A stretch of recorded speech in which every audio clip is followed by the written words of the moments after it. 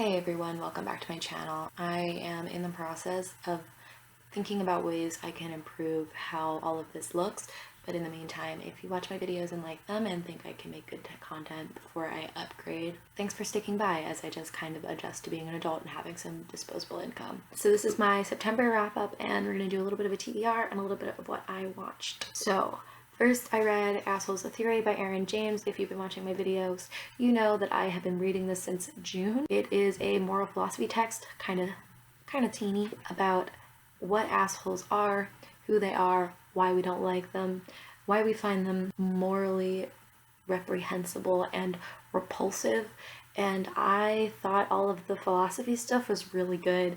Definitely has a good and really solid and also accessible foundation in moral philosophy. You've got an intro level or less than an intro level in philosophy. You can read this. It'll be good. You'll be okay to read this. It's written in a way that is not hard to understand. And the philosophy is easy and he breaks it down so it's digestible. I did find Aaron James to be condescending, not in his writing or the way that he approaches philosophy, but just in the way that he approaches assholes. Kind of writes his theory in a way that he discounts himself from being considered an asshole, that he doesn't have the moral responsibility to do anything about assholes, and three, most frustratingly, seems to take some stock in Hegel's. I gave it 3 out of 5 stars. I definitely think it's good if you're interested in the book, and it was good. It was well written and it was well researched, and he's obviously a smart guy, but I just found it kind of condescending. I also listened to 3 audiobooks. I am going to tell you what they are.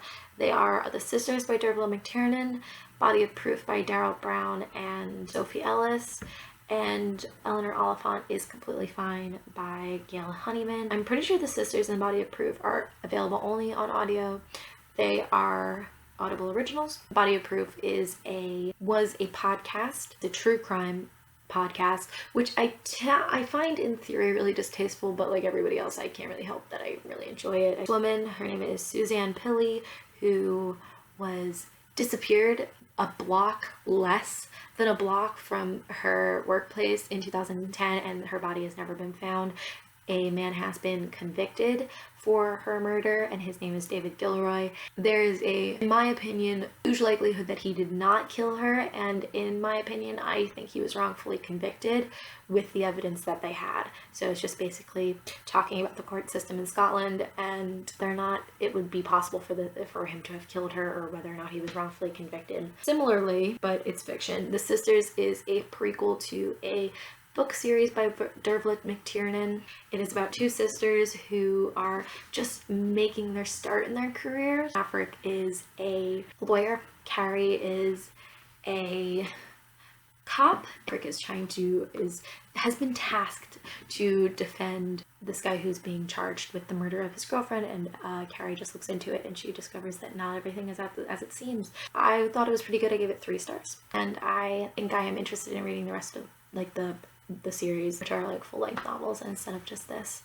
And the other book I read was Eleanor Oliphant is Completely Fine by Gail Honeyman. I gave it 4 stars. It's about Eleanor Oliphant, and she's completely fine, although she lives a very solitary life and is an accountant, and then I got really nervous about my future. But we're not alike, except that we have those 2 things in common. She doesn't have any friends, she doesn't really talk to anybody, and as the novel progresses, you discover that she is less than completely fine, and she has had a really hard life up to this point, but she does slowly start to make connections with people in her life, and it's about her coming to terms with the things that have happened to her. I think the best part was that she didn't come, even though there is a slight possible romance, it is not the focus of the book, and she's not saved by romantic love. She does start to make real happy, genuine human connection, and we adore that. We adore it. Before I start with my little, and by little I mean extremely ambitious TBR, I'm going to talk about the things that I watched this summer. I watched several versions of Hamlet. And I watched one superhero movie. Which is also the only superhero movie I've seen in all of 2019. Congratulate me. Is Spider-Man Into the Spider-Verse. Into the Spider-Verse is the only superhero movie I've seen in 2019, and I also didn't see it until July. It is amazing. Everything you've heard about it is true. It is the animated Spider-Man movie. I think it came out in November, and it's about Miles Morales, who is adorable. It is visually one of the most beautiful and creative movies I've seen in a long time, and I genuinely don't have enough good things to say about it. If you for some reason haven't seen Into the Spider-Verse yet, you are missing out. I'm not somebody who does superheroes anymore. I tried to when I was in high school, but it's just not working for me. The whole thing is like way too much. But Into the Spider-Verse is manageable. One movie, it's so good, and I don't think I know anybody who doesn't like it. The multiple versions of Hamlet that I watched, well, let's get into it. I'm going to start with Rosencrantz and Guildenstern Are Dead, which is a movie adaptation of the Tom Stoppard play that came out in 1960 of the same name, Rosencrantz and Guildenstern Are Dead. It's about Rosencrantz and Guildenstern, two characters in Hamlet, and they're just trying to find out what the fuck is wrong with Hamlet. And Hamlet is taking place in the wings of this. One thing that stood out to me, well, a couple of things stood out to me, is, well, first of all, the production of Hamlet that's going on in this movie of Rosencrantz and Guildenstern Are Dead is genuinely spectacular. But Rosencrantz and Guildenstern Are Dead is really smart and really funny. It's about death, but it's also really in the tradition of like a lot of the literature and a lot of the plays that were coming out in the mid-century. Very much similar to Waiting for Godot. It definitely gets compared to that all the time. I'm not very creative with my comparisons, but it is a lot like it, so that's why it gets compared to it.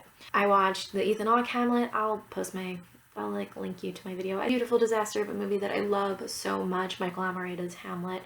Genuinely still my favorite version of Hamlet. I watched David Tennant's, also really good. Definitely more accessible. Definitely easier to watch if you don't know that much about Hamlet. If you like read Hamlet, but like you want to watch a version of it to like get you back into the swing of Shakespeare. There's nothing I can point to specifically about David Tennant's Hamlet that stands out to me like specifically, but I always really enjoy it when I watch it. And then I watched a really bad version of Hamlet. It was free on Amazon Prime, so there's lots of them on Amazon Prime. It came out in 2011. If you're really interested, it's so bad. The two things that stick out to me about it being really bad are that it takes place in one night and the pacing of the film is like so whack. It just like didn't work. I don't know that it means it could never work in one night, but in like a series of like 8 to 12 hours, but it just didn't work in this particular production, and it could be a really cool idea, but not all of your ideas are good. And then the other thing that stood out to me as bad is how the sexual component between Hamlet and Ophelia was kind of disturbing. And that's everything I watched. Oh, I also watched Murder Mystery, which is an Adam Sandler movie, which it was funny. Like, I don't know what else you want to say about it. What I thought was funny about it was how heavily it relied on and how kind of meta, in like a meta contextual way, it relied on the idea of a murder mystery novel and how campy and fun it was, and it didn't take itself too seriously, and none of the comedy was like too garish, I guess. It was just kind of a funny little summer movie. And then let's talk about my insane TBR. Well, the reason it's insane is because most of these books I've already started. I've already started The Hunger Games by Suzanne Collins. I'm significantly into it. She's already in the arena. I've already started Revenge of the Sith. Where am I? Oh god, that's where I am. I've got notes in it. Am I doing a video about Revenge of the Sith novel? Yes, and you know what it's going to be called? This is the best novel in the English language. And I've already started listening to The Raven Boys on audiobook. The Raven Boys. This one I'll talk about. Obviously, this is Revenge of the Sith, and I'm assuming you know what The Hunger Games is. The Raven Boys is by Maggie Stiefvater. It is a series of 4 books and soon to be 3 spin-off novels. We're struggling about these 4 bastards and their friend Blue Sergeant. They are on a quest to find a dead Welsh king, and there is just a lot of insane stuff going on here and a lot of emotions for me personally. I'm reading it in preparation for Call Down the Hawk, which I believe comes out on November 5th. I have not pre-ordered it. I'm pretending it's not coming out in the month. We're going from there. Call Down the Hawk, I'll talk about that, is a spin-off for my favorite character, part of what I believe is supposed to be 3 books that are about Ronan. I am so fucking nervous, and I don't know that I'll ever recover. So how many books are we up to?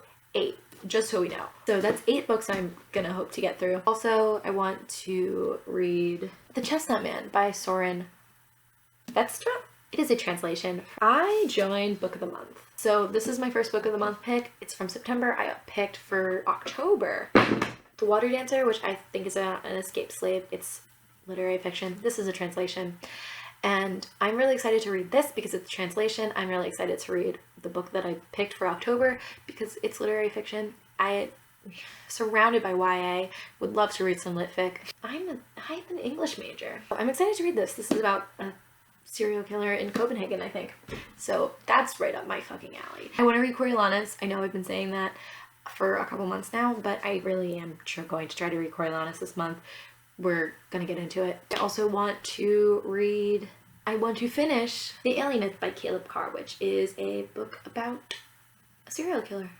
Serial killer month in October. But like, I've been reading it for like a month and a half now already, and I'm not very far into it. I like most of the characters except for the narrator, so it's making it very difficult for me to want to read it. Like, I could read it right now, but I'm not going to. John Moore, The Worst Person Alive.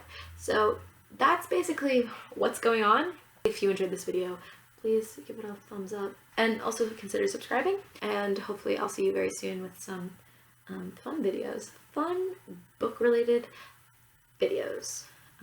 Yeah, bye. I'll see you soon. Yeah, so thank you so much for watching, and I will see you very soon.